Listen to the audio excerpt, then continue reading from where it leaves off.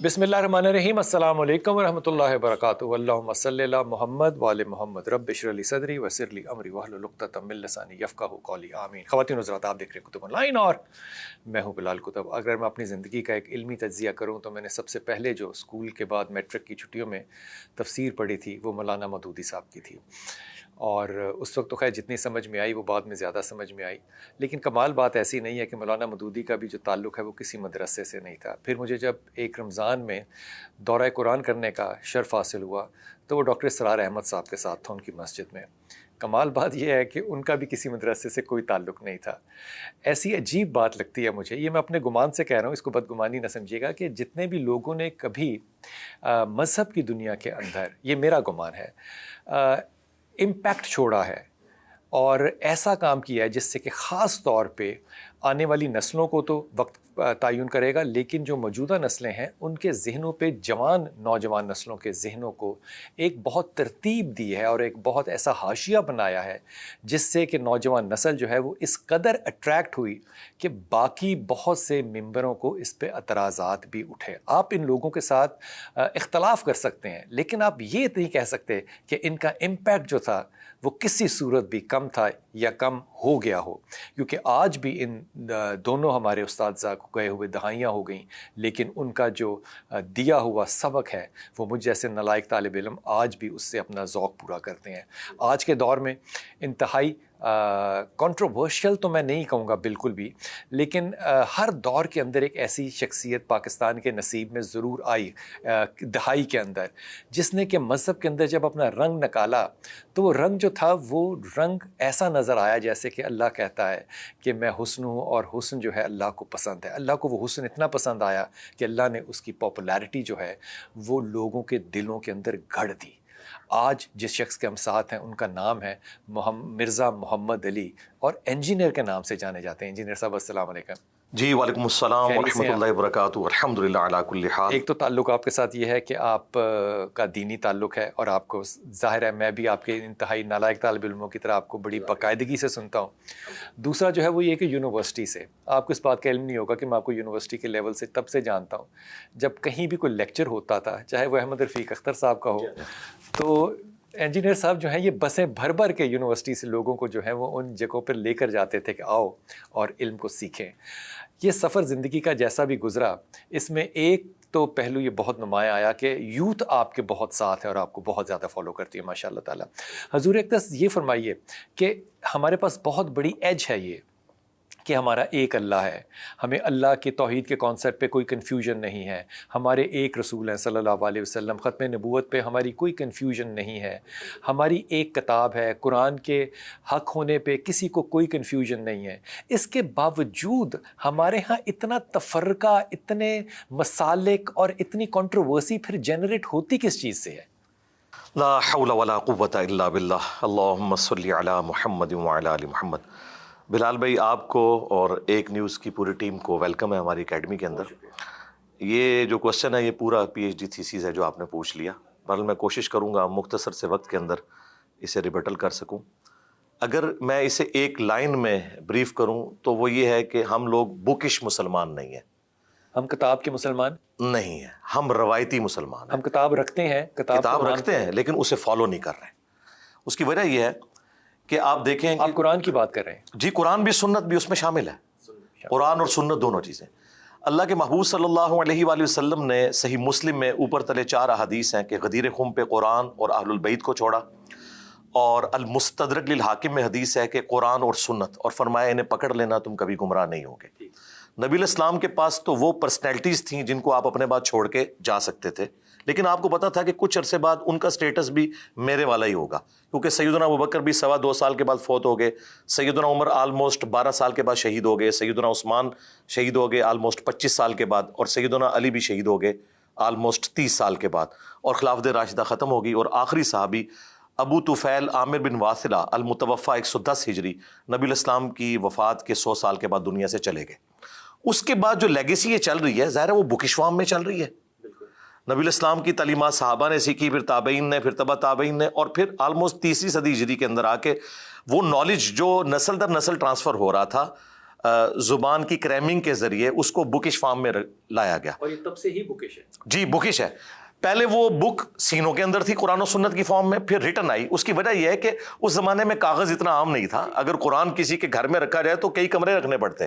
لوگ سمجھتے ہیں کہ شاید اس زمانے میں اس کو عیب سمجھا جاتا تھا. نہیں, انوینشن یہ مسلمانوں کے پاس نہیں تھی. یہ بنو عباس کے دور کے اندر جب خلیفہ ہارون رشید نے وہ وزڈم کا ایک بیت الحکمہ بنایا, ہاں, اس کے بعد بکس اور پھر یہ ساری کی ساری کاپیز تیار ہونا شروع ہوئیں, اور پھر اسی عباسی دور کے اندر آپ کو بخاری, مسلم اور باقی احادیث کی کتابیں اس طریقے سے پروپیگیٹ ہوتی ہوئی نظر آئیں. اب وہ کتابوں میں تو نالج موجود تھا, لیکن ٹریڈیشنل دین اس میں معذرت کے ساتھ جو ہمارا ایک صوفیانہ رنگ آیا نا, جس میں استاد اور شاگرد کا ایک رشتہ بغیر کسی دلیل کے چلنا ہے آپ نے اپنے استاد کے پیچھے, خواہ وہ قرآن سے کوئی آیت بیان کرے نہ کرے, سنت سے کوئی چیز بیان کرے نہ کرے, جو اس کی ٹریڈیشن ہے اس کو آپ نے لے کے چلنا ہے. اس کی ٹریڈیشن کے علاوہ اگر اس کو نام دیا جائے اس کی انڈرسٹینڈنگ, جی انڈرسٹینڈنگ میں ظاہر فرق ہے. انڈرسٹینڈنگ کے لیے کاؤنٹر ویریفیکیشن تو ہمارے پاس کتاب ہے نا. آج اگر ایک بندہ کہتا ہے بٹ کے سپیلنگ BUTT ہے, تو وہ پنجاب کا بٹ تو ہو سکتا ہے, آکسفورڈ کا بٹ وہ نہیں ہے, جو جس کو ہم لیکن کہتے ہیں, اور عربی میں لاکن. تو ڈکشنری فیصلہ کرے گی نا. آج کوئی شخص دین بنا کے امت میں پیش کر رہا ہے, تو ہم کاؤنٹر ویریفیکیشن تو اس کی کریں گے قرآن سے اور سنت سے. اور اگر قرآن و سنت میں موجود نہیں ہے, پھر وہ دین نہیں ہے, ٹریڈیشن ہے, خواہ وہ کرسچنس کی ہو خواہ مسلمس کی ہو. تو فرق پڑا کہاں اور کس وقت پڑا, اور اس کو کرنے, فرق ڈالنے میں کن لوگوں کی حکمت شامل تھی, یا یوں کہہ لیں کہ ان کی جہالت شامل تھی؟ دیکھیں, فرق پڑا جو لوگ اس سارے معاملے کے کسٹوڈین تھے, انہوں نے ہی فرق ڈالا. وہ کون ہے؟ جی ظاہر ہے بڑے بزرگ, ان کے سارے معاملات. لیکن دیکھنا امام بخاری نے کتنا اچھا کام کیا, موتا دیکھ لیں وہ کتنا اچھا کام. جی ان بزرگوں کو تو ہم مانتے ہیں.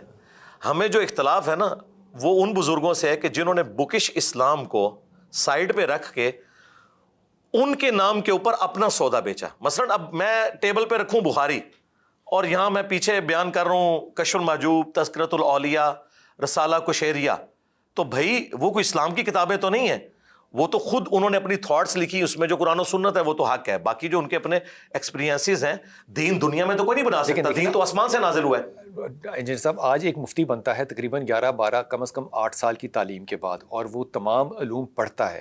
تو آج کے جو علماء کرام ہیں ان کو بھی تو اس بات کا پتہ ہوگا نا کہ ہم نے کتاب کا حوالہ جو ہے, جب ہم کہتے ہیں کہ اچھا قرآن اور حدیث سے ثابت کریں, تو ثابت کرنے کا مطلب تو یہی ہوتا ہے کہ قرآن اور حدیث کا حوالہ ہو.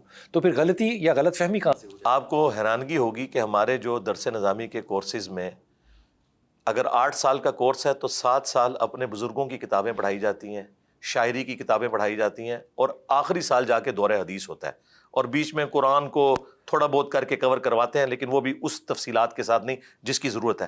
اور پھر ایک فرقے کی چھاپ لگ جاتی ہے. اسی اینک سے آپ نے قرآن و سنت کو دیکھنا ہے, تھنک آؤٹ آف باکس نہیں کرنا. آپ دیکھ لیں سلیبس اپوزٹ ہے اس پریکٹسنگ دین کے جو سب کانٹیننٹ میں چل رہا ہے. یہی وجہ ہے کہ ہم نے اکیلے اس پلیٹ فارم سے سب کو پچھاڑ کے رکھ دیا ہے, کیونکہ ان کتابوں سے یہ بھاگ نہیں سکتے, بخاری سے, مسلم سے, مشکات سے, قرآن سے, ان کے مدارس میں پڑھائی جاتی ہیں, لیکن پڑھائی یہ کتابیں جاتی ہیں, عمل کروایا جاتا ہے بزرگوں کی تعلیمات کے اوپر. تو اس کا یہ بھی ایک آرگومنٹ تو دیا جا سکتا ہے کہ آپ کتاب کو سمجھتے مختلف طریقے سے ہیں. دیکھیں, اگر ہم یہ کہیں کہ کتاب کو سمجھنے کا انداز ڈیفرنٹ ہے, تو اس کے لیے پھر کوئی دلیل تو لانی چاہیے. اگر میں اس کتاب کا فہم آپ کے بزرگوں کی تعلیمات کی روشنی میں آپ کو بتا دوں, مثلا قرآن کی ایک آیت ہے, آپ سمجھتے ہیں یہ آیت یوں نہیں یوں ہے, اور میں بتاؤں کہ آپ کس امام کے ماننے والے ہیں, آپ کہتے ہیں میں امام احمد بریلوی کا ماننے والا ہوں یا اشرف علی تھانوی صاحب کا ماننے والا ہوں, تو میں کہوں گا کہ انہیں اردو لنگوسٹک بھی آپ سے اچھی آتی تھی, انہوں نے ترجمہ بھی پیسے کمانے کے لیے نہیں کیا, ہمارا تو اس نے زن ہے, آپ کو سکھانے کے لیے کیا. ہم آپ کی انٹرپریٹیشن دین کی مانیں یا ان کی مانیں. اور یہ بھی ایک بہت بڑا دھوکہ دنیا میں دیا جا رہا ہے. مجھے بتائیں, BBC اور CNN کے اوپر جو نیچے نیوز کی پٹی چلتی ہے, کیا ایسا ہوتا ہے کہ امریکہ کا انسان کوئی اور اس پٹی کا مطلب لیتا ہے اور افریقہ کا کوئی اور لیتا ہے؟ یہ قرآن میں ہی کیوں کہتے ہیں کہ مطلب لیتے ہیں؟ مطلب ایک ہی ہوتا ہے, 2 نمبری کر رہے ہیں. بالکل ایسا نہیں ہے. آج آپ 10 صحابہ قبر سے نکل آئے, ان کو آپ اردو کا کورس کرائیں 10 سال تک, اور اینڈ پہ قرآن ان کے ہاتھ میں تھمائے نا, وہ 10 کے 10 ترجمہ ڈیفرنٹ کریں گے, مفہوم ایک ہوگا. کوئی ترجمہ کرے گا اللہ کے نام سے شروع, کوئی کرے گا شروع اللہ کے نام سے, کوئی کہے گا شروع کرتا ہوں اللہ کے نام سے. مفہوم ایک ہوگا, الفاظ کے چناؤ کا فرق ہوگا. یہ بالکل دھوکہ ہے کہ کوئی الفاظ ایسے آ جاتے ہیں جس کی وجہ سے فہم میں فرق پڑ جاتا ہے. فہم میں کوئی فرق نہیں پڑتا. فہم میں فرق نہیں پڑتا؟ نہیں, کوئی فرق نہیں. اگر فہم میں فرق نہیں پڑتا تو لوگوں کے ادراک میں فرق کیوں پڑتا ہے؟ وہ اس لیے پڑتا ہے کہ ہمارے جو علماء فتاوا دینے والے ہیں نا, یہ سب کے سب مفتیاء بیسیکلی نقال ہیں. یہ نقال یہ باقاعدہ ٹرم ہے جو دینی حلقوں میں استعمال کی جاتی ہے, یعنی جو نقل کرتے ہیں اپنے بزرگوں کے فتاوا. یہ قرآن کو نقل نہیں کدھر سے نقل کرتے ہیں؟ آپ فتوے کی بات کریں. جی فتوے لکھے جاتے ہیں, فتاوا عالمگیری میں ہے. یہ سیکنڈری بکس بھی فالو نہیں کرتے, یہ ٹرشری بکس ہوتی ہیں. دیکھیں پرائمری بکس تو ہیں بخاری اور مسلم اور باقی کتابیں جن کی اسناد نبی علیہ السلام تک ہے. سیکنڈری بک ہے جیسے مشکات ہے, ریاض الصالحین ہے, کہ جنہوں نے ان پرائمری بکس سے ریفرنسز لیے. یہ ان کے نہیں ریفرنس لیتے, یہ اس سے بھی نیچے آتے ہیں. اور قرآن کی آیات بھی اگر کوٹ کرتے ہیں نا تو اس قرآن کی آیت کو خود ایک دفعہ دیکھتے نہیں کہ یہ اس میں یہ بات بیان بھی ہوئی ہے کہ نہیں. وہ کہتے ہیں فتاوا عالمگیری میں یہ لکھا ہوا ہے اس لیے ہم نے اس کو بیان کیا. تفرقے کا جو آپ کو لگتا ہے انتظام ہوا ہے سارا, جی جی, یہ مس پرسیپشن کی وجہ سے ہوا ہے, غلط ترجمے کی وجہ سے ہوا ہے, یا غلط تفسیر کی وجہ سے ہوا ہے, یا بدنیتی کی وجہ سے؟ ترجمے میں تو گڑبڑ بہت تھوڑی ہے. اصل جو گڑبڑ ہے وہ ہے تفسیر کے اندر. جی تفسیر میں دیکھیں ترجمہ کیا ہوا ہے ایاک نعبد و ایاک نستعین, بالکل کرسٹل کلیئر ہے. آپ ایک گورے کو کہنا اس کا مطلب کیا ہے, وہ کہے گا کہ ہم عبادت بھی اللہ کی کریں گے, دعا بھی, مدد بھی اسی سے مانگیں گے. اچھا, لیکن یہاں پہ لوگ اس کو پڑھ کے اس کے بعد فجر کی نماز میں یہ پڑھنے کے بعد ساتھ ہی کسی صاحب قبر سے مانگ کے نکلیں گے, بھئی تم نے قرآن میں کیا پڑھا, نماز میں کیا پڑھا, اور اب آپ کیا کر رہے ہو. یہ مطلب تو ہوا کہ ہم پریکٹس وہ نہیں کر رہے, پریکٹس وہ نہیں کر رہے, پریکٹس ہم کچھ اور کر رہے ہیں, انڈرسٹینڈ کر رہے ہیں. انڈرسٹینڈ کر رہے ہیں. دیکھیں عمران خان صاحب کے آنے کے بعد کوئی یہ کہے گا کہ مجھے ایاک نعبد و ایاک نستعین کا مطلب نہیں پتا, لیکن اب کتنے دکھ کی بات ہے کہ خان صاحب خود اپنی وائف کے ساتھ پاک پتن جا کے گر گئے. تو معاملہ پھر پریکٹس کا آیا. جی پریکٹس کا آیا, بالکل. What you understand you do not practice. جی لیکن یہ مجبور ہیں اپنے ان حالات و واقعات سے, کیونکہ یہ چیز بکتی ہے. مجھے بتائیں کہ جماعت اسلامی والے جو مزارات کے مخالف ہیں, لیکن وہ بھی کامیاب ہو کے داتا دربار کے اوپر جا کے چادر چڑھا رہے ہوتے ہیں, حالانکہ وہ اس چیز کو مانتے ہی نہیں ہیں. ووٹ ہے نا. جی ووٹ ہے بس. اچھا یہ فرمائیے کہ جب یہ لوگ صرف اتنی انڈرسٹینڈنگ کے اوپر ڈیفرینشیٹ کر رہے ہیں کہ پریکٹس غلط کر رہے ہیں, تو یہ مسالے کے ایک دوسرے کو پھر مسلمان تو مانے نا کم از کم. یہ تو مسلمان بھی نہیں مانتے. جی مسلمان نہیں مانتے, کیونکہ اگر یہ مسلمان مانیں گے نا تو ایک بڑا پرابلم کھڑا ہو جائے گا کہ چندہ بک پھر الگ نہیں رہے گی, وہ کامن ہو جائے گی. آپ ساری گفتگو IMF کے مطابق کر رہے ہیں. جی دیکھیں اگر میں یہ کہوں میں ہوتے ہوئے کہ چپس مجھ سے اچھے ہیں لیکن چکن میرا بہتر ہے, تو پھر جو چپس والے لوگ ہیں وہ تو وہاں چلے جائیں گے. تو میں یہ کیسے کہہ سکتا ہوں شیعہ میں ہوتے ہوئے کہ اہل سنت کا موقف خلفائے ثلاثہ کے حوالے سے یہ صحیح ہے کہ جب حضرت علی نے ان کے ساتھ کمپرومائز کیا تو ہمیں بھی کرنا چاہیے, اگرچہ ہم حضرت علی کو فضیلت دیتے ہیں. اگر میں شیعہ ہوتے ہوئے یہ کہتا ہوں تو مجھے تو وہاں کی نہ کمیٹی رہنے دے گی نہ عوام رہنے دے گی. اور اگر میں سنی ہوتے ہوئے یہ کہتا ہوں کہ حضرت علی خلیفہ برحق ہیں, ان کے خلاف جو لوگ کھڑے ہوئے ان صحابہ کا احترام اپنی جگہ, لیکن اپنی تمام جنگوں میں حضرت علی جو ہے وہ حق پہ تھے, اور یہ اہل سنت کا بھی مسلک ہے. اہل سنت کا میں اپنا مسلک اپنے پلیٹ فارم سے بیان نہ کر سکوں, اور مجھ سے مراد ہے اگر میں خطیب ہوں, میں تو ادھر کسی کو نہیں چھوڑ رہا, بالکل حق بات بیان کر. اس ساری بات کو جو آپ کہہ رہے ہیں جنہیں صاحب, کیا اس کو پولیٹیکل اسلام کہا جا سکتا ہے؟ جی پولیٹیکل اسلام بھی ہے, اور پیسہ اصل میں جوڑا ہوا ہے. میری امت کا فتنہ مال ہے, جامع ترمذی کی حدیث ہے. چندہ بک پھر علیحدہ نہیں ہوگی, کامن ہو جائے گی. حدیث ہے یہ. جی علیحدہ رکھنے کے لیے ضروری ہے کہ میں اگر KFC پہ ہوں یعنی بریلوی مکتب کی مسجد میں ہوں تو مجھے یعنی دیوبند کو کنڈیم کرنا ہے, ادروائز میرا چندہ وہاں جا سکتا ہے. آپ کو لگتا ہے سارا پرابلم جو ہے یہ پیسے کے پیچھے؟ جی پیسے کے پیچھے. یہ علمی تقاضے نہیں ہے. نہیں علمی تقاضے نہیں, علمی ہو تو ایکسیپٹ کریں. دیکھیں نجی محفلوں میں کئی دیوبندی عالم ہیں جنہوں نے ایڈمٹ کیا ہے کہ احمد بریلوی صاحب نے جو ہمارے بزرگوں کی گستاخانہ عبارتوں کے اوپر گرفت کی ہے وہ درست ہے. جب انہیں کہا گیا کہ کیمرے میں آ کے یہ بات کریں, وہ کہتے ہیں یار یہ تو 100 سال کی ہماری جنگ, پھر ہم ہار جائیں گے. اسی طریقے سے کئی بریلوی عالم اس وقت جیلوں میں, ایک بریلوی عالم ہے جو بریلویوں کی مسجد کے امام ہے, اور وہ خود مانتے ہیں کہ ہمارے مکتب میں کئی ایک شرکی ایکٹیویٹیز ہیں, لیکن میں اس پہ جمعہ پڑھاؤں تو مجھے فارغ کر دیں گے. یہ خوف ہے. خوف ہے, لیکن وہ خود کہتے ہیں جی میرا عقیدہ بالکل. یہ خوف ہے لوگوں کا. جی لوگوں کا, ظاہر لوگوں کے بعد الٹیمیٹلی چندہ. آپ مجھے آج بجٹ دینا جی IMF سے لے کے, اور وہ واپس نہ کرنا ہو, ٹھیک ہے, واپس مانگے تھے آیا جے گھوری, یہ والی بات ہو جائے, اگر یہ تھریٹیکل بات درست ہو جائے تو میں آپ کو ہزاروں علماء پروڈیوس کر دوں گا جو اپنے فرقوں کو طلاق دے دیں گے ایک دن کے اندر. آپ نہیں سمجھتے کہ علماء میں خوف خدا ہے؟ خوف خدا بہت کم لوگوں میں ہے, اور بعض لوگوں نے اپنے آپ کو نا خود ایک دل میں سیٹسفائی کر لیا ہے کہ زندگی موت کی کشمکش ہے, میرے پاس کوئی ہنر نہیں ہے, میں نے اگر یہ مسجد چھوڑ دی تو مجھے کوئی رکھے گا نہیں, میں کیا کروں, میرے بیوی بچوں کا کیا بنے گا. تو وہ کہتے ہیں اس حالت میں تو کلمہ کفر بھی بولا جا سکتا ہے. چلیں ہم ایک دل میں اپنے آپ کو ٹھیک کر لیتے ہیں, باقی اللہ تعالیٰ کو جسٹیفائی کر لیں. میں اس بات کے اوپر نا قطعی طور پہ یقین نہ کرتا کہ مرزا صاحب جو ہے یہ کیا کہہ رہے ہیں. میں ایمانداری سے کہہ رہا ہوں, اگر میں نے اپنے کانوں سے یہ سنا نہ ہوتا کہ ہم بہت سے علماء کو کہتے ہیں جب کہ نماز آپ ایک دوسرے کے ساتھ پڑھ لیں گے تو وہ آن ایئر یہ کہہ دیتے ہیں کہ ہاں کر لیتے ہیں, لیکن جب پھر پروگرام ختم ہوتا ہے اور انہیں کہتے ہیں حضور ایک دس نماز کا وقت ہے تو آپ نماز پڑھ کے جائیے, تو کہتے ہیں میں اپنے مدرسے جا کے پڑھ لوں گا. چھوٹا سا وقفہ لیتے ہیں, واپس آتے ہیں.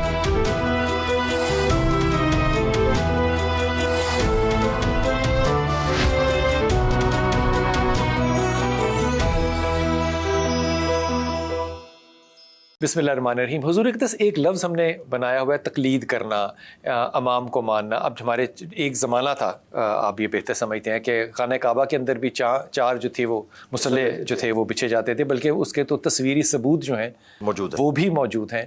تو یہ اگر وہاں پہ خانہ کعبہ میں یہ موجود تھے تو ایک تو یہ بات کہ وہ وہاں سے پھر چلے کیوں گئے؟ اگر خانہ کعبہ میں تو وہ صحیح ہی ہونے چاہیے. دوسری بات یہ کہ تقلید کرنے میں آخر برائی کیوں ہے؟ اگر آپ اچھے ہیں تو میں آپ کو فالو کر رہا ہوں, تقلید تو ہو رہی ہے نا. جی یہ تقلید یہ نہیں ہے. اس طرح کی تقلید اگر آپ کرنا چاہ رہے ہیں نا تو ضرور کریں. تقلید کا جو لفظی مطلب ہے وہ یہ ہے بغیر دلیل کے کسی بات کو ماننا. میں اللہ اور اللہ کے رسول کی بات کو بغیر دلیل کے مان, بس یہی تو ہمارا جھگڑا ہے. دیکھیں یہ اتنا نٹوریس ورڈ تھا کہ قرآن میں نبی علیہ السلام کے لیے تقلید کا ورڈ نہیں آیا, اتباع رسول, اطاعت رسول کا آیا. اور بلکہ سورہ یوسف میں ہے کہ اے نبی تم فرماؤ میں اور میرے ساتھی علا وجہ بصیرت اس دین پہ چل رہے ہیں, اندھے بن کے نہیں چل رہے. پھر سورہ الفرقان میں ہے کہ ہمارے بندوں کی نشانی یہ ہے کہ وہ اندھے اور بہرے ہو کر آیات کے اوپر نہیں گرتے. قرآن تو تقلید کے خلاف ہے, تقلید کو توڑنے آیا ہے. تقلید نٹوریس ورڈ ہے, اس میں اماموں کا کوئی قصور نہیں. امام مالک, امام شافعی, احمد بن حنبل, امام حنیفہ, چاروں کے اقوال شاہ ولی اللہ دہلوی نے حجت اللہ البالغہ میں نقل کیے ہیں کہ وہ کہتے ہیں کہ کسی مفتی کے اوپر یہ حلال ہی نہیں ہے کہ ہمارا فتویٰ بغیر دلیل کے آگے کوٹ کرے قرآن و سنت کے, اور اگر ہماری کوئی بات قرآن و سنت کے خلاف ہو اسے دیوار پہ دے مارو. اور امام مالک کا قول ساتھ نقل کیا ہے کہ اس صاحب قبر صلی اللہ علیہ وآلہ وسلم کے علاوہ دنیا میں کوئی ایسا شخص نہیں جس کی ہر بات مقبول. امام مالک نے کبھی کہا کہ مالکی بنو, یا امام شافعی نے کبھی کہا کہ شافعی کرو. آپ بھی قرآن و سنت سے علم حاصل کریں. انہوں نے ایکسپرٹ اوپینین دیا ہے اجتہادی مسائل کے اندر جو آج کل obsolete ہو چکے ہیں. سرکار آج امام مالک تو آپ کو ویڈیو کیمرے کا مسئلہ, انتقال خون کا مسئلہ, پوسٹ مارٹم کا مسئلہ, کینگرو حلال ہے یا حرام, زرافہ حلال ہے یا حرام, نہیں تو ہم بتائیں گے. ظاہر ہے اجتہاد اسلام کی خوبصورتی ہے کہ قیامت تک اجتہاد جاری ہے, اور جو عقائد ہیں وہ تو فکس ہیں. ان اماموں نے بہت کیا فرق ہے ان میں؟ فرق کیا عقائد کیا کس چیز کو عقیدہ کس چیز کو کرے؟ عقیدے بھی ہر مسلک کے اپنے اپنے عقیدے فرق. عقیدے یہ فرق بعد میں. آج اگر آپ حنفیوں سے پوچھیں کہ دیوبند اور بریلویوں کے عقیدے امام حنیفہ سے ثابت کریں, آپ حیران ہو جائیں گے. شاید آپ کے لیے اسٹانشنگ بات ہو. وہ کہتے ہیں ہم امام حنیفہ کو عقیدوں میں فالو نہیں کرتے, ہم تو فقہ میں فالو کرتے ہیں. ہم کہتے ہیں یعنی کہ قانون میں فالو کرتے ہیں, جی عقیدے میں فالو, جی فروع میں کرتے ہیں, اصول میں نہیں کرتے. اصول کہتے ہیں عقیدے کو, اصل جو ہے جڑ درخت کی, جی, اور فروع تو اوپر والی چیزیں ہیں. فروع میں فالو کر رہے ہیں, اصول وہ کہتے ہیں اصول میں ہم ماتوریدی اور اشعری ہیں اور قرآن و سنت سے دلائل کو لے کے چلتے ہیں. بلکہ وہ تو کہتے ہیں کہ اصول میں تقلید کرنا حرام ہے, دلائل کی روشنی میں فیصلہ کرنا تو چاہیے. پھر تقلید کیوں کرتے ہیں؟ تقلید کہتے ہیں ہم فروع میں کر رہے ہیں کیونکہ ہمارا اتنا علم نہیں کہ ہم ڈیٹیکٹ کر سکیں. بھائی آج کے جو مسائل ہیں 90% وہ تو آج کے دور, لیکن یہ بات تو درست ان کی ہے نا, یہ تو آپ کو ماننا پڑے گی, کیونکہ ممبر جو ہے یہ باواضح بلند کہتا ہے کہ قرآن کو آپ سیدھا سیدھا خود نہیں پڑھ سکتے, آپ گمراہ ہو جائیں گے. جی یہ کہہ رہے ہیں. کیوں ہو جاؤں؟ جی اگر مجھے تقلید کرنی ہی چاہیے. اگر یہ بات قرآن میں کہیں موجود ہے کہ قرآن ڈائریکٹ پڑھنے سے کوئی گمراہ ہوتا ہے تو ہمارے سامنے لے کے ہیں. قرآن تو کہہ رہا ہے وَلَقَدْ يَسَّرْنَا الْقُرْآنَ لِلذِّكْرِ فَهَلْ مِن مُدَّكِرٍ. قرآن کو نصیحت کے لیے آسان کر دیا ہے, کوئی سمجھنے والا؟ ہاں جو دقیق مسائل ہیں نا وہ تو علماء کو بھی نہیں پتا. مجھے بتائیں ایسٹرونومی کی فیلڈ نہیں, اچھا اسی جیولوجی کی فیلڈ نہیں, ایمبریولوجی کی فیلڈ نہیں, تو کیا اب ہم علماء کو جاہل کہیں؟ ایمبریولوجی میں جو تھے وہ مودودی صاحب نے بھی غلطی کی تھی جو بعد میں ٹھیک ہوئی. جی جی جی, اور پانی سے جی جی جی انہوں نے جی الک والا جو تھا. ہاں جی, تو دیکھیں وقت کے ساتھ لوگ لرن کرتے ہیں. ٹھیک ہے, ہم نے سائنس کے علم کے ذریعے چیزیں لرن کی. اب دیکھیں امام غزالی کہہ رہے ہیں کہ جو زمین ہے اس کے مقابلے پہ سورج 60 گنا بڑا ہے, لیکن آج ہمارے بچے کو بھی پتا ہے 13 لاکھ گنا بڑا ہے. اس زمانے میں لوگوں کو اتنا آئیڈیا نہیں تھا, وقت کے ساتھ ساتھ چیزیں. لیکن یہ یاد رکھیے گا جو عقائد اور نظریات ہیں نا وہ فکس ہیں. وہ صحابہ اور تابعین کے دور میں جو ہمارے پاس نالج موجود ہے کتاب و سنت, اس کی مثال دیجیے گا. مثلا کون سے عقیدے فکس ہیں؟ مثلا سب سے بڑا عقیدہ توحید, اللہ تعالیٰ کو ایک ماننا, اللہ کا کوئی بیٹا نہیں, اس کا کوئی شریک نہیں, ہمارا رازق کسی کو جنا, سب کچھ وہی ہے, زندگی موت کا مالک وہ ہے, یہ فکس ہے. اچھا, اس کے بعد رسول اللہ صلی اللہ علیہ وآلہ وسلم اللہ کی طرف سے پیغمبر بن کے آئے, اور وہ آخری پیغمبر ہیں, ان پہ قرآن نازل ہوا, اور انہوں نے ایمانداری سے اللہ کا پیغام ہم تک پہنچا دیا. اور اس میں انہوں نے جو ہمارے اوپر مشروع چیزیں فرمائی فرض کے طور پر, وہ روزانہ 24 گھنٹے میں 5 نمازیں ہیں, اور ان کی رکھتے بھی ایون ایگریڈ اپون ہے سنی شیعہ میں, 2 فجر کی, 4 ظہر, 4 عصر, 3 مغرب, 4, کوئی اختلاف ابھی تک نہیں, کوئی اختلاف نہیں. سب نے قبلہ رخ ہو کے نماز پڑھنی ہے. حج اور عمرے کے لیے خانہ کعبہ جانا ہے. یہ نہیں ہوتا کہ شیعہ جو ہیں وہ نجف شریف چلے جائیں, اور سنی جو ہیں وہ اجمیر شریف یا بغداد شریف یا دیوبند شریف, بریلی شریف چلے جائیں. دیکھیں وہیں جاتے ہیں, اور یہاں پہ ان بزرگوں کے اتنے ماننے ہونے کے باوجود, اتنے ان کے ساتھ اٹیچ ہونے کے باوجود نماز قبلہ رخ پڑھتے ہیں. نمازیں 5 ہی ہیں, اور اس کی بیسک سٹرکچر بھی ایک ہے. پہلے قیام, ہر رکعت میں 1 رکوع, رکوع کے بعد سیدھا کھڑا ہونا, 2 رکعتوں کے بعد بیٹھنا, 4 کے بعد سلام پھیرنا, یہ بھی فکس ہے. تو پھر تقلید کہاں سے شروع ہوتی ہے؟ تقلید یہ کہتے ہیں کہ جی جو ایسے مسائل ہیں جو قرآن و سنت نے واضح بیان نہیں کیے, مثلاً اچھا مثلاً جو یہ کہہ رہے ہیں نا واضح بیان نہیں کیا, ہمارے نزدیک وہ واضح بیان ہے. ہاں جی, مثلاً مثال کے طور پر اب امام ابو حنیفہ رحمۃ اللہ علیہ نے ایک ڈاکٹرن کھڑی کر لی کہ جسم سے نکلنے والی جو ناپاک چیز ہے وہ وضو توڑ دے گی. ٹھیک. اور وائس ورسا, جو چیز وضو توڑتی ہے وہ ناپاک ہے. اس کی بنیاد کے اوپر انہوں نے خون کو ناپاک ڈکلیئر کر دیا, اور خون کے نکلنے پر وضو لازم بتایا. جبکہ امام شافعی کا موقف ہے کہ خون پاک ہے, اس کا صرف پینا حرام ہے. قرآن میں جو 4 جگہ پہ حرام ہے, ناپاک نہیں ہے. ناپاک نہیں ہے. ہاں ظاہر ہے, صحابہ کی زندگی جنگوں سے عبارت تھی. مجھے بتائیے اس زمانے میں کون سی ایسی ادویات تھیں, لوگ ہر وقت اسی چیز میں ہی پڑے رہتے کہ وہ اپنے کپڑے ہی بدلتے رہتے. پھر تو جنگ میں نماز بھی تو وہ خون کے ساتھ جی پڑھتے تھے. اچھا, امام یہ حسین کہتے ہیں جی ہمارے امام صاحب نے بتایا, ہم کہتے ہیں ابو داؤد میں حدیث ہے کہ ایک صحابی پیرے کے اوپر تھے, انہیں تیر لگتے رہے اور وہ نماز پڑھتے رہے. جی نماز پڑھتے رہے. انہوں نے کہا آیت شروع کر لی تھی, میں چھوڑ رہا میں اس کو چھوڑ. ہاں دیکھیں اسی طریقے سے. اچھا, یہ میں نے امام حنیفہ کی غلطی ہائی لائٹ کی نا. امام شافعی کی غلطی دیکھیں, جس کی وجہ سے آج کروڑوں مسلمان تکلیف کاٹ رہے ہیں. انڈونیشیا اور ملیشیا کے لوگ وہ شافعی ہیں. وہاں آپ حاج عمرے پہ دیکھیں کہ ان کے عورتوں نے دستانے پہنے ہوتے ہیں, کیونکہ ان کے نزدیک اگر بیوی کو خاوند ہاتھ لگا لے تو وضو ٹوٹ گیا, تو اس لیے انہوں نے دستانے سخت گرمیوں میں پہنے ہوتے ہیں کہ ہمارا وضو نہ ٹوٹ جائے. ایک غلط بات انہوں نے اخذ کر لی, اور بخاری مسلم حدیث ہے, اما عائشہ کہتی ہیں ان دنوں ہمارے گھروں میں چراغ نہیں ہوتے تھے, حجرہ تنگ تھا, نبی علیہ السلام نوافل ادا کرتے تھے, جب سجدے میں جانے لگتے میں پاؤں سمیٹ لیتے. کیا خوبصورت ہے. بالکل. امام بخاری نے دیکھیں, یہ لوگ کہتے ہیں امام بخاری شافعی تھے, امام بخاری نے نہ امام شافعی کی غلطیوں پہ سے کوئی صرف نظر کیا, نہ 300 جگہ امام حنیفہ کا انہوں نے رد کیا کہ یہ ان کے مسائل. اچھا, یہ بدنیتی سے نہیں ہوا, ان تک اس وقت ذخیرہ احادیث اتنا پہنچا نہیں تھا. اور دیکھیں وہ بری الذمہ ہے, وہ کہہ رہے ہیں بعد میں اگر آپ کو کوئی چیز مل جائے. امام ابو یوسف اور امام محمد نے آلموسٹ 40% سے زیادہ مسائل امام حنیفہ کے چھوڑ دیے ہیں, بعد میں احادیث مل گئی. عقیقے کا مسئلہ امام حنیفہ نہیں مانتے تھے, یہ مانتے ہیں. مدینے کو حرم امام حنیفہ نہیں مانتے تھے, یہ لوگ مانتے ہیں. شوال کے 6 روزے امام مالک بھی کہتے ہیں کہ میں نے کسی کو 6 روزے رکھتے ہوئے نہیں دیکھا. یہ سارا اختلاف ان سطحی باتوں پر ہے. جی انہی باتوں پہ ہے. ظاہر ہے بعد میں یہ جو آج آپ بڑا اختلاف دے رہے ہیں نا عقیدے کا, بریلوی دیوبندی اہل حدیث, یہ جو اختلاف ہے نا جی, یہ پچھلے 150-200 سال کی پیداوار ہے, جس پہ بڑے لیول کو کافر سمجھتا ہوں یا کافر کہتا ہوں. بالکل. اچھا, اس پہلے لوگ کافر نہیں سمجھتے تھے, پہلے نہیں سمجھتے, بالکل نہیں سمجھتے تھے. اچھا, یہ 4 جو مسلح تھے یہ اٹھائے کیوں گئے؟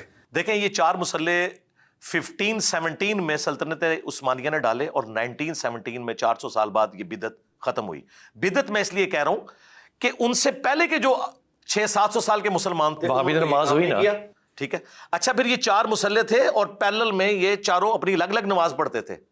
اچھا, اور آپ کو حیرانگی ہوگی, انہوں نے فقہ کی کتابوں میں لکھا ہوا ہے کہ حنفی کی نماز شافعی کے پیچھے نہیں ہوتی, کیونکہ شافعی کہتا ہے خون نکلنے سے وضو نہیں ٹوٹتا, ہمارے نزدیک ٹوٹ جاتا ہے, ہو سکتا ہے امام کا خون نکلا ہو. دیکھو یہ ان چکروں میں پڑے ہوئے ہیں. اچھا, یہ اٹھائے کیسے گئے؟ یہ اللہ تعالیٰ کی طرف سے ظاہر ہے ہر عروج کو زوال ہے. آلموسٹ 600 سال کے بعد جو سلطنت عثمانی ہے, ویسے تو ان کا جو گولڈن پیریڈ ہے وہ 400 سال ہے, لیکن آلموسٹ یہ 600 سال کے اوپر پھیلی ہوئی ہے.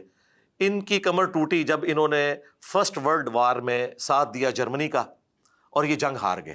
پھر ان کی گریپ ہو گئی کمزور, اور اس کے ٹکڑے ہو گئے. انہی ٹکڑوں میں ظاہر ہے پھر سعودیہ کے جو لوگ تھے, عرب لوگ, وہ پہلے بھی کچھ بغاوتیں کر چکے تھے حکومت کے خلاف, لیکن کامیاب نہیں ہوئی. لیکن پھر انگریزوں کی مدد سے یہ چیز کامیاب ہوئی, لیکن اس شر میں سے خیر یہ نکلا کہ انہوں نے مسلح اٹھا کے مقام ابراہیم پہ کھڑا کیا امام کعبہ کو، سنت کو اسٹیبلش کر. میں نے حدیث پڑھی ہے، مجھے صحیح کیجیے گا اگر یہ صحیح ہے. اللہ تعالیٰ کے رسول نے صلی اللہ علیہ وسلم نے فرمایا کہ وقت آخر کی بہت سی نشانیاں بتائیں، ان میں سے ایک نشانی یہ بتائی کہ علماء کرام جو ہیں وہ اپنے علم سے نہیں اپنے لباس سے پہچانے جائیں گے. تو ہماری علماء تک یہ بات نہیں پہنچی؟ پتہ نہیں، اس کا تو مجھے نہیں پتا، لیکن ابو داؤد میں ایک حدیث ہے کہ جو دنیا میں شہرت کا لباس پہنے گا اللہ اسے ذلت کا لباس پہنائے گا. یہ حدیث تو موجود ہے. باقی قرب قیامت کی ایک نشانی یہ ہے کہ بخاری مسلم میں حدیث ہے قرب قیامت میں دین سمٹ کے مکے اور مدینے میں آ جائے گا. اور یہاں کے لوگ کہتے ہیں امام کعبہ کے پیچھے نماز نہیں ہوتی. ابھی کتنی حیران کن بات ہے. ایسا وقت بھی مسلمانوں نے دیکھا ہے جس میں کہ ہمارا عروج تھا، اس پہ کوئی دو رائے نہیں ہے، لیکن پھر ہم نے وہ بھی وقت دیکھا کہ جب یہی بیت الحکمہ جس کا کہ انجینئر صاحب ذکر کر رہے ہیں اس کو تباہ کیا گیا، اس کی کتابوں کو جلایا گیا، اور پھر یہاں پہ اتنا خون مسلمانوں کا بہا کہ اس میں گھوڑوں کی ٹاپیں جب پڑتی تھی تو اس سے چھینٹیں اٹھتی تھی. اس کی وجہ کیا تھی؟ مختلف روایتوں میں جو وجہ آئی اس میں ایک وجہ یہ تھی کہ مسلمانوں کی فکر صرف اتنی تھی اس وقت کہ ایک سوئی کے نکے کے اوپر 40 فرشتے بیٹھیں گے یا 70 بیٹھیں گے. اگر یہی فروعی مسائل اس طرح سے رہے آج بھی تو پھر مسلمانوں کا مستقبل کیسا ہوگا؟ واپس آئیے بات کرتے ہیں.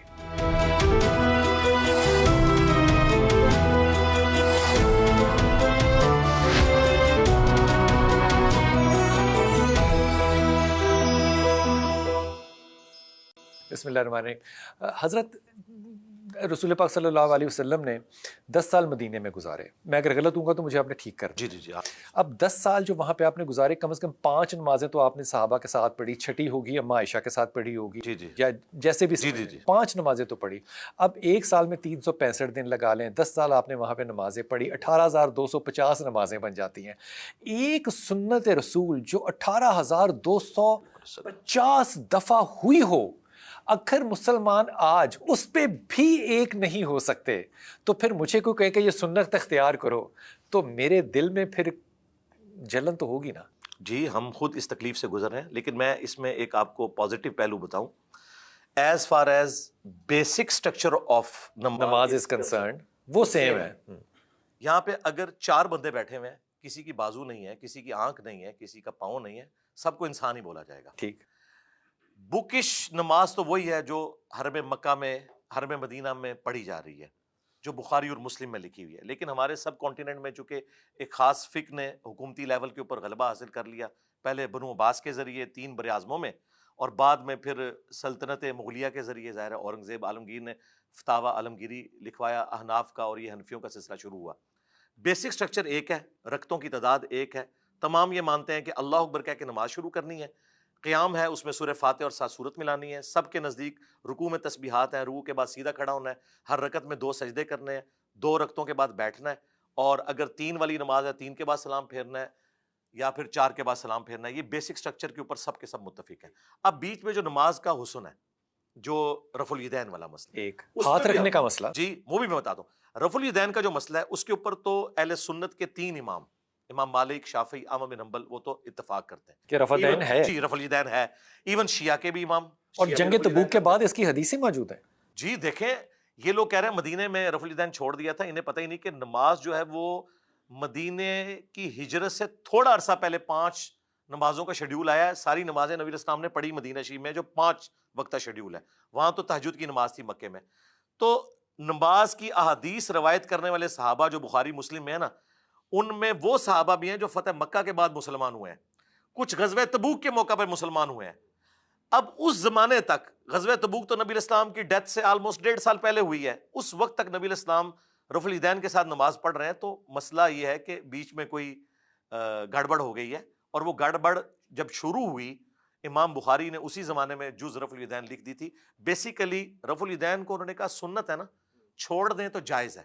سٹارٹ اس سے ہوا، یہ جو نفرت چھوڑ دیں تو جائز ہے، جائز ہے ہاں کیونکہ سنت ہے. ہاں سٹارٹ اس سے کیا. لیکن اب یہ دشمنی اس لیول کے اوپر ہے کہ کوئی کہتا ہے مکھیاں مارنا ہے، ٹھیک ہے، دوسری طرف مسواک یہاں سجائی ہوتی ہے سنت کے نام کے اوپر، اس پہ مکھی پگڑی پہنی ہوتی ہے، لیکن رفع الیدین میں فرقہ واریت آڑے آ جاتی ہے. اور دیکھیں یہاں پہ سب لوگ پیران پیر شیخ عبد القادر جیلانی کو کہہ رہے ہیں، انہوں نے تو نماز کا طریقہ رفع الیدین کے ساتھ لکھا ہوا ہے. تو اصل مسئلہ ہے کہ تمہاری نماز خراب ہے، تمہارے پیر کی نماز تو درست تھی. تو اپنے پیر کو فالو کیوں نہیں کرتے؟ وہ کہتے ہیں کہ جی ہم فقہ میں امام حنیفہ کے فالوور ہیں، پیری مریدی میں ان کے فالوور ہیں. ہم کہتے ہیں بھئی پیر تو آپ کی آخرت کو اور رسول اللہ صلی اللہ علیہ وآلہ وسلم کے ساتھ تمہارا رشتہ مضبوط کر رہا ہے تو یقیناً نبی الاسلام کے نقش قدم پہ ہے، تو وہ جو نماز پڑھ رہے ہیں تو نبی الاسلام سے سیکھی ہوگی، اور یہ بھی آپ کے لیے، ان لوگوں کے لیے۔ ہم تو کہتے ہیں بخاری مسلم کھولے، نماز کا طریقہ وہی ہے جو شیخ عبد القادر جیلانی نے لکھا ہے، خود انہوں نے ادھر سے ہی کاپی کیا ہوا ہے۔ اچھا بہت سے اختلافات، ہاتھ باندھنے پہ بھی میں بات کر رہا ہوں۔ جی دیکھیں ہاتھ باندھنے کے حوالے سے اہل سنت کے ہاں ہاتھ چھوڑنے کی روایتیں بھی ہیں، ہاتھ باندھنے کی بھی ہیں۔ میں کچھ نمازیں اہل سنت کے ہاں ہاتھ چھوڑنے کی بھی ہیں۔ چھوڑنے کی بھی ہیں۔ عبداللہ ابن زبیر مصنف ابن ابی شیبہ میں، جنہوں نے نماز حضرت ابو بکر سے سیکھی اور انہوں نے رسول اللہ سے سیکھی صلی اللہ علیہ وآلہ وسلم، وہ ہاتھ چھوڑ کے نماز یمن میں آج بھی اہل سنت جو ہے وہ ہاتھ چھوڑ کے جی پڑھتے ہیں، آل اوور دا ورلڈ۔ مالکی تو آلموسٹ سارے ہی ہاتھ چھوڑ کے نماز پڑھتے ہیں، اگرچہ ان کی کتاب الموطا امام مالک میں ہاتھ باندھنے والی حدیث بھی ہے، اور وہی حدیث امام بخاری نے بھی لی امام مالک سے چند واسطوں سے۔ ہاتھ باندھنا بھی سنت ہے، ہاتھ چھوڑنا بھی ہاتھ چھوڑنا بھی سنت ہے، اس کو کوئی اس طریقے سے اختلاف نہیں بنانا چاہیے۔ میں دونوں طریقے سے نماز پڑھتا ہوں۔ نماز جمع کرنا سنت ہے۔ نماز جمع کرنا رسول اللہ صلی اللہ علیہ وآلہ وسلم کا زندہ معجزہ ہے۔ آپ سوچ ہوں گے کیا معجزہ کیوں بات کہہ ہے، رہا ہوں؟ کیسے؟ کیونکہ آپ علیہ السلام نے جب نمازیں جمع کی، صحیح مسلم میں اوپر تلے 10 احادیث ہے، 1628 سے 1637 تک، تو ابن عباس سے پوچھا تابعین نے کہ نبی علیہ السلام نے بغیر خوف کے، بغیر بارش کے، بغیر سفر کے، بغیر کسی وجہ کے، ہاں جی، مدینہ شریف میں نمازوں کو کیوں جمع کیا؟ انہوں نے کہا تاکہ امت کے لیے کوئی تنگی باقی نہ رہے اور آسانی ہو جائے۔ آج پوچھیں یورپ اور امریکہ میں جن بیچاروں کو آدھا گھنٹے کا وقفہ ملتا ہے دن، وہ نمازیں اکٹھی کیسے نہ کریں؟ وہ میں کہتا ہوں نماز پڑھیں، اس کے بعد پڑھیں اللہم صلی علی محمد وعلی آل محمد، صدق رسول اللہ۔ رسول اللہ نے سچ کہا تھا کہ امت کے لیے آسانی ہے کہ نماز قضا نہیں ہو سکتی۔ یہاں پہ بھی آرمی چیف ہوں، پرائم منسٹر ہوں، جن کی مصروفیات ہیں، ظہر عصر کو جمع کریں، مغرب اور عشاء کو جمع کریں، 3 اوقات میں 5 نمازیں پڑھ لیں، آسانی ہے، اور وجہ کوئی بھی نہ ہو جائے، چاہے کوئی وجہ نہ ہو، یہ آسانی ہے۔ تو اس پہ اختلاف کیوں ہے؟ یہ صرف اہل تشیع کے ساتھ کیوں جوڑ دیا؟ جی اس لیے کہ اہل تشیع بھی دوسری ایکسٹریم پہ چلے گئے۔ یہ جواز کی حد تک تھا، اور اس شخص کے لیے تھا جس کی زندگی ان چیزوں سے عبارت ہے کہ اس کے لیے مینج کرنا مشکل ہے، وقت کی تنگی ہو، جی کوئی اچھا۔ لیکن شیعہ نے اسے روٹین بنا لیا۔ سنیوں نے کہا اچھا آپ نے روٹین بنایا نا، ہم اس کو غلط کہیں گے، اگرچہ ہماری مسلم شریف میں 10 حدیثیں لکھی رہے، وہ تو کس نے پڑھنی، وہ تو عربی میں لکھی ہوئی ہیں، ہم دوسری ایکسٹریم پہ جائیں گے۔ اور آپ کو بتاؤں شیعہ کی جو نہج البلاغہ کتاب ہے، مولا علی نے جو اپنے زمانے میں گورنروں کے نام ایک خط لکھا ہے، اس میں 5 نمازوں کے الگ اوقات بتائے ہیں۔ شیعہ کے ہاں بھی افضل یہ ہے، سید جواد نقوی صاحب جو لاہور میں ہے، اور میری خواہش ہے کہ آپ ان کا بھی اس طریقے سے پروگرام کریں، وہ بھی ماشاءاللہ ایک ماڈریٹ اسکالر ہیں، انہوں نے باقاعدہ ویڈیو میں آ کے کہا ہے، وہ خود بھی، ہم گئے تو ہم نے نمازیں جمع کی، انہوں نے اثر لادہ پڑھی، انہوں نے کہا یہ افضل ہے کہ الگ وقت میں پڑھی جائے، یہ جواز ہے۔ تو میرے پاس ٹائم ہے، میں تو جواز، ہم نے ایران میں ایک شیعہ عالم سے پوچھا، انہوں نے کہا کہ پڑھ سکتے ہیں آپ، لیکن افضل یہی ہے کہ اب الگ الگ پڑھیں، لیکن پاکستان میں ایکسٹریم رویے۔ اچھا یہ فرمائیے کہ بہت سی ایسی روایتیں میں لفظ استعمال جو ہے وہ انورٹڈ کاما میں کر رہا ہوں، مثال کے طور پہ رسول پاک صلی اللہ علیہ وسلم کی پیدائش کا دن 12 سے لے کے 17 تک منایا جائے گا۔ بہت سے جیسے غار حرا کا واقعہ جو ہے، وہ غامدی صاحب جو ہے وہ اس سے انکار کرتے ہیں کہ یہ واقعہ پیش ہی نہیں آیا۔ کیسی عجیب بات ہے کہ اگر ایک طبقہ بھی وضو کا جو ہے وہ کہیں زیادہ گیا یا نیچے تک چلا گیا، تو ہم اس جگہ کو جانتے ہیں کہ کہاں تک گیا، اور وضو وہاں تک ہی کرنا ٹھیک ہے، بال کہاں تک کرنے ہیں۔ اگر سنتوں کو اتنا واچ کرنے والے لوگ ہیں، تو یہ اتنی بڑی بڑی چیزیں جو ہیں ہم نے کیسے مس کر دی؟ نہیں یہ اس طریقے سے نہیں ہے، ہم تو بکش مسلمان ہیں، ہم کہتے ہیں ہر چیز لکھی ہوئی ہے۔ آپ نے غار حرا سے پہلے کس چیز کا ذکر کیا تھا؟ پیدائش کا۔ ہاں جی پیدائش کا۔ اب آپ کو حیران کن بات بتاؤں، اہل سنت کے ہاں دلائل النبوہ امام بیہقی کی کتاب کھول کے دیکھ لیں، انہوں نے انس بن مالک کے شاگرد محمد بن اسحاق کا قول نقل کیا کہ نبی علیہ السلام پیر والے دن 12 ربیع الاول کو پیدا ہوئے۔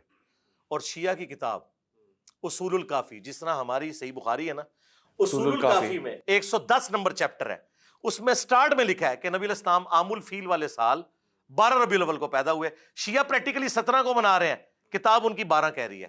امام خمینی نے جھگڑے ختم کیا، انہوں نے 12 سے 17 پورے کا پورا ویک ڈکلیئر کر دیا، لیکن کتابیں جو ہے نا 12 کے اوپر متفق ہیں۔ لیکن وہی سنیوں نے 12 پکڑ لی نا، تو شیعہ کو تھوڑی چینج ہی کرنی چاہیے تھی نا، کا فرق تو رہے گا۔ اچھا یہ فرمائیے کہ جب سنت واضح ہو جائے آپ پہ، تو ایک طرف ہے فرض، مثال کے طور پہ 4 رکعت میں نے نماز فرض پڑھنی ہے، ایک طرف ہے نوافل۔ اب بہت سے علماء کرام ایسے ہیں وہ کہتے ہیں کہ اگر آپ نے زائد نہیں پڑھا تو آپ کا جو فرض ہے وہ بھی قبول نہیں ہوا۔ یہ جذباتی جملے ہیں، یہ بڑے علماء نے کہیں نہیں لکھے، بالکل ایسا نہیں ہے۔ جو احادیث ہیں وہ تو بالکل، جب آپ زائد اس کے لیے لفظ بول رہے ہیں تو خام خواہ اسے دین کا حصہ بنا رہے ہیں. بخاری مسلم میں حدیث ہے، ایک بدو صحابی ہے، اور عموماً بدو صحابی جو ہے نا وہ بڑے اسٹریٹ فارورڈ ہے. سواری سے اترا بھی نہیں تھا. جی جی. اچھا، بخاری شریف. اس نے نبی صلی اللہ علیہ وآلہ وسلم سے کہا کہ مجھے کوئی ایسا طریقہ بتائیں میں جنت میں پہنچ جاؤں، ہاں کامیاب ہو جاؤں. آپ نے فرمایا فرض نماز قائم رکھ، ہاں تیری مرضی تو اس میں بڑھانا چاہے، فرض زکوٰۃ دے، اور فرض جو ہے وہ روزے رکھ. اس وقت حج فرض نہیں ہوا تھا. اور پہلی چیز آپ نے شہادت کا ذکر کیا، جو اللہ اور اس کے رسول کی شہادت دینا ہے. اچھا، اس نے کہا یا رسول اللہ نہ میں اس میں کوئی اضافہ کروں گا نہ کوئی کمی کروں گا. جب واپس مڑا آپ نے فرمایا کسی اس کو دیکھ لو، جنتی شخص کو دیکھنا ہے، اس کو دیکھ لو. اچھا، اس میں واضح الفاظ ہیں کہ تمہاری مرضی اگر بڑھانا چاہو. اس نے کہا میں اس سے نہیں بڑھاؤں گا. اچھا، آپ حیران کن بات دیکھیں کہ زکوٰۃ کے مسئلے میں علماء یہی کہتے ہیں کہ 2.5% دے دو باقی نہ بھی دو. اس کو 3 نہیں. آج اس کو نہیں 3 کرنے دیتے اور کہتے ہیں کرو تو ثواب ہے، لیکن 2.5 دو تو سارا مال پاک ہے اور 2.5 ہمیں دے دو. ہاں. جب نماز کی باری آتی ہے تو فجر کی 2 سنتیں اس کے ساتھ انٹیگرل کیوں کر دیتے ہیں؟ وہاں بھی کہنا کہ 2 پڑھو، بالکل مسلم میں حدیث ہے، دنیا اور جو کچھ اس میں اس سے بڑھ کر محبوب ہے. میں بھی کوشش کرتا ہوں کہ ساری سنتوں کا وطر کا اہتمام کروں، لیکن الموطا امام مالک کھول کے پڑھیں. جو فاتح ایران ہے سعد ابن ابی وقاص، پوری زندگی عشاء کی 5 رکعتیں پڑھتے تھے، 4 فرض اور 1 وطر. 2 سنتیں بھی نہیں پڑھتے تھے عشاء کی، 1 وطر پڑھتے تھے، کیونکہ وطر ایک تاکیدی سنت ہے، وہ بھی فرض کوئی نہیں ہے. مولا علی کا قول ہے جامع ترمذی میں کہ وطر سنت ہے لیکن اسے مت چھوڑو، ایک تاکیدی سنت ہے، اوبلیگیٹری پھر بھی نہیں ہے، فرض پھر بھی نہیں، فرض نہیں ہے. اور یہ دیکھیں انہوں نے نمازوں کو اتنا مشکل کیا. جب آپ عشاء کی 17 رکعتیں بتائیں گے اور ٹوٹل 24 گھنٹے میں 17 رکعتیں، لوگوں نے ہماری ویڈیوز کے بعد نہ صرف نماز شروع کی، پھر سنتیں اور نوافل بھی شروع کر دیے، کیونکہ سٹارٹ تو ہوا نا. عادت پڑ جائے گی تو پھر اگر آپ اتنی لمبی داڑھی بتائیں گے کہ یہ سنت ہے، حالانکہ نبی علیہ السلام کی تو داڑھی نہر تک تھی، تو کبھی کسی نے داڑھی رکھنی. ہم نے بتایا کہ یار داڑھی مطلقاً رکھنا یہ نبی علیہ السلام کا حکم ہے، چاہے وہ چھوٹی شاید افریدی والی ہو، مٹھی ہو جائے تو سنت ہے، اس سے زیادہ رکھنے کی ضرورت نہیں ہے. اور اگر چھوٹی بھی رکھ لو تم سنت میں داخل ہو جاؤ گے. لیکن چھوٹا پیٹ بھی ہونا چاہیے. ہاں جی، آپ بھی رکھ ہی لیں. میں نے تو غامدی صاحب سے بھی ریکویسٹ کی تھی کہ سر آپ داڑھی رکھ لیں، آپ کی بعد میں وزن آ جائے گا. بے شک. میں بھی دیکھیں نا یہ پگڑی، مولانا مودودی فرماتے تھے کہ جو درس دینے والا ہے وہ پگڑی بھی پہنے اور داڑھی چھوٹی نہ رکھے، بڑی رکھے، تاکہ نہ اثر ہو. اور یہ حقیقت بات ہے. میں نے تو ویسے ہی سچل داڑھی ہے، میں نے کبھی کٹوائی نہیں ہے، لیکن یہ دیکھیں پگڑی میں نے اسی لیے اڈاپٹ کی ہے. میں ٹوپی میں بھی درس دے سکتا تھا تاکہ گیٹ اپ کے ذریعے ایک میسج آتا ہے. اور دینی طبقے میں جو شیطان گھسا ہوا ہے نا کہ جی اس کی شکل و صورت سنت کے مطابق ہے یا نہیں، بڑی امپورٹنٹ ہے. ہاں، وہ اس چیز کو سمجھتے ہیں کہ داڑھی ہونی چاہیے، حالانکہ داڑھی مڑانا چھوٹا گناہ ہے، جھوٹ بولنا بڑا گناہ ہے. جھوٹے کے پیچھے نماز پڑھ لیتے ہیں، بغیر داڑھی والے کے پیچھے نماز نہیں. رسول کا قول ہے نا میری امت جھوٹ نہیں بول سکتی، یہ کر سکتی لیکن جھوٹ نہیں بول سکتی. واپس آ کے پوچھتے ہیں انجینئر صاحب سے کہ جو ریسرچ اینڈ ڈیولپمنٹ ہے مسلمانوں نے یہ کرنی کیوں چھوڑ دی؟ وقفہ لیجیے، واپس آتے ہیں.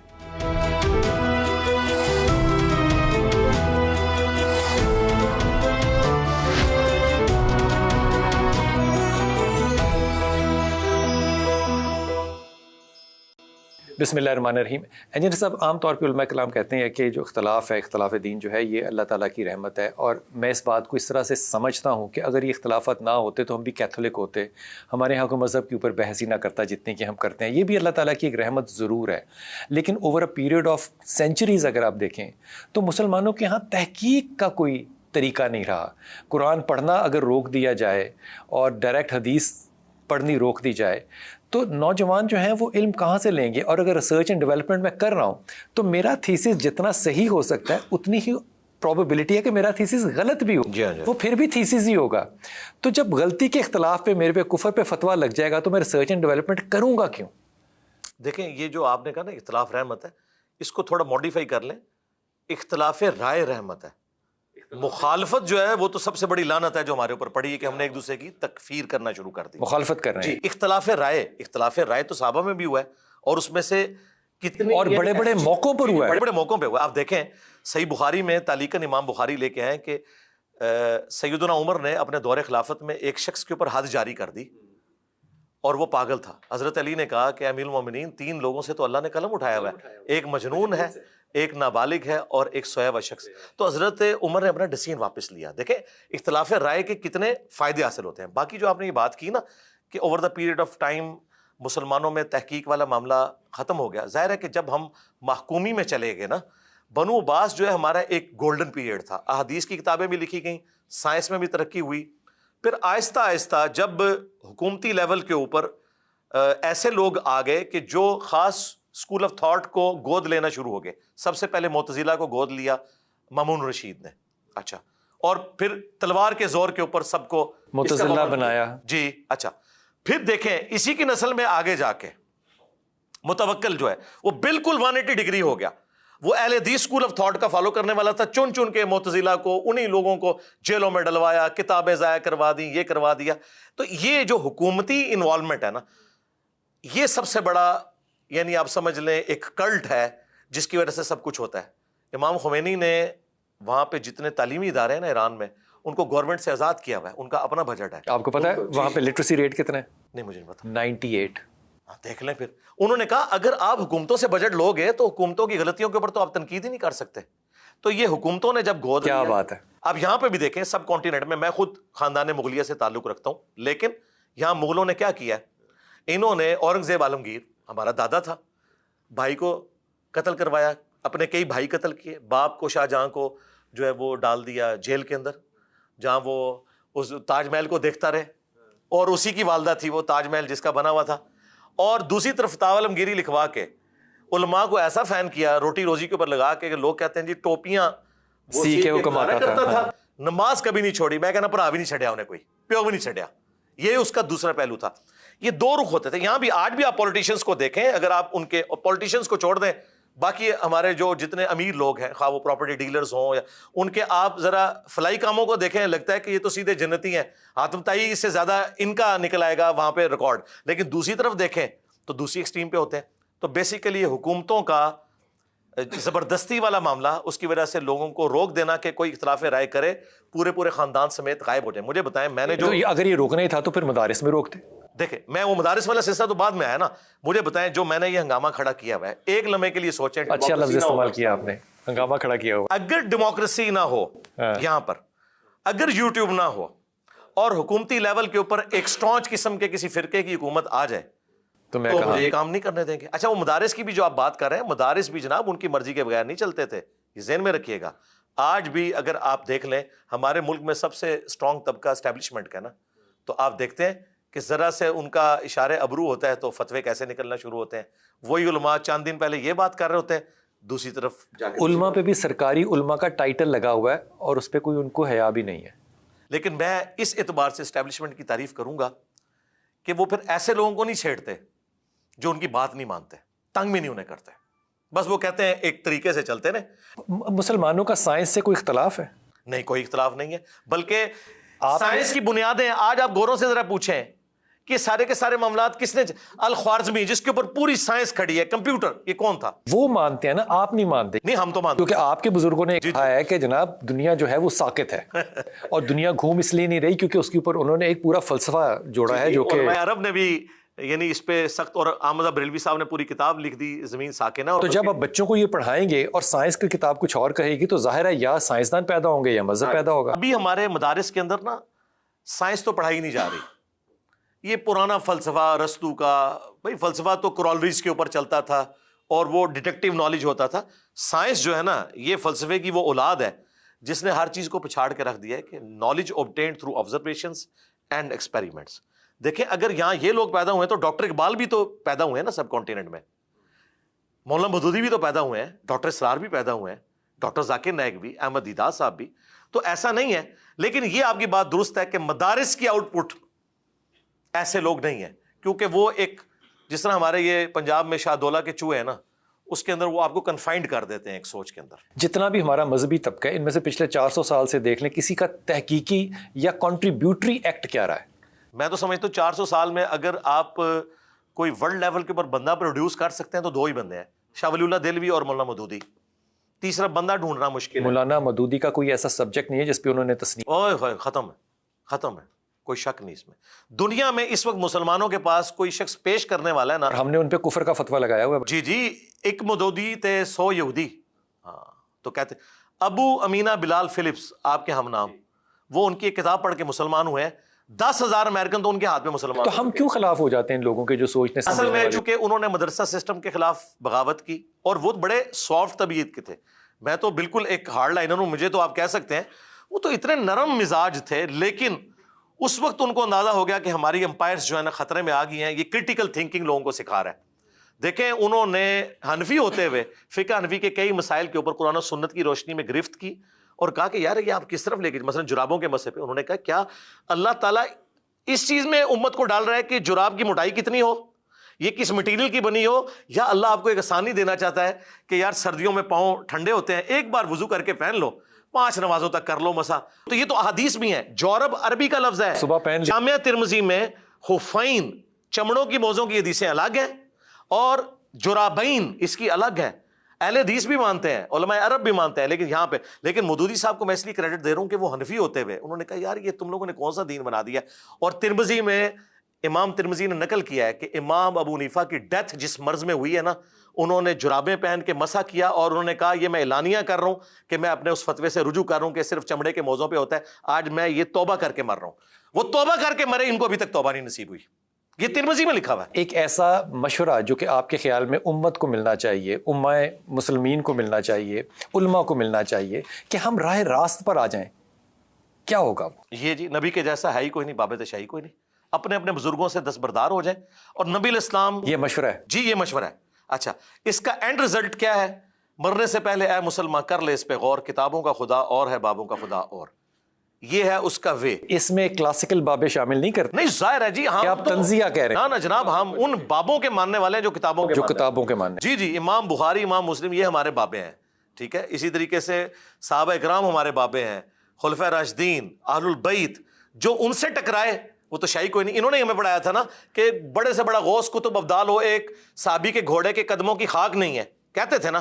تو یہ تو اس سے بہت سافٹ جملہ ہے کہ نبی کے جیسا ہے کوئی نہیں, بابت شاہی کوئی نہیں. یہ تو کہتے تھے صحابی کے گھوڑے کے جیسا ہے ہی کوئی نہیں, بلکہ اس کے قدموں کی خاک جیسا ہے ہی کوئی نہیں, بابت شاہی کوئی نہیں. اور مجھے کہتے ہیں بابوں کی توہین کر رہا ہے. توہین تو تم نے پچھلے 1200-1300 سال سے ہمیں سکھائی ہوئی تھی, آج اسی سے مکر گئے. محمد علی مرزا انجینئر, انتہائی ممنون آپ کا, بہت شکریہ. وہ رسول پاک صلی اللہ علیہ وسلم کے ساتھ صحابی جا رہے تھے تو انہوں نے پوچھا رسول پاک صلی اللہ علیہ وسلم سے کہ یا رسول اللہ یہ دنیا کیا ہے؟ یہ بڑا مشکل سوال ہے کہ یہ دنیا کیا ہے. رسول پاک صلی اللہ علیہ وسلم بھی استاد ہے نا, معلم ہے. اللہ کے رسول نے کہا خواب. اس کو سمجھ نہیں آئی. اس نے کہا یہ پسینہ نکل رہا ہے, تلوار پہ خون لگا ہوا ہے, میں حدت آپ کی محسوس کر رہا ہوں. یا رسول اللہ یہ خواب ہے. یہ نہیں کہا کہ کیسے ہے خواب, یہ خواب ہے. تو یا رسول اللہ پھر حقیقت کیا ہوگی؟ اللہ کے رسول نے کہا جب قبر میں جاؤ گے اور پہلی رات اپنی آنکھیں کھولو گے, اس کو کہتے ہیں میٹا فزکس. جب آپ ماں بعد الطبیعات میں جانا شروع کر دیں گے تو آپ کے دین کی جو پکڑ ہے وہ درست سمت میں ہونا لگ جائے گی. آپ اختلاف کر سکتے ہیں مرزا محمد علی انجینئر سے, لیکن آپ اس بات سے اگری کریں گے کہ جو سوچ کے دروازے ہیں وہ ہر صدی میں کھلنے چاہیے, وہ ہر دہائی میں کھلنے چاہیے, وہ ہر سال کھلنے چاہیے, اور وہ روز کھلنے چاہیے. اپنی دعاؤں میں یاد رکھیے گا. اللہ آپ کو بہت سلامتی دے اور سلامتی بانٹنے کی توفیق عطا فرمائے. آمین.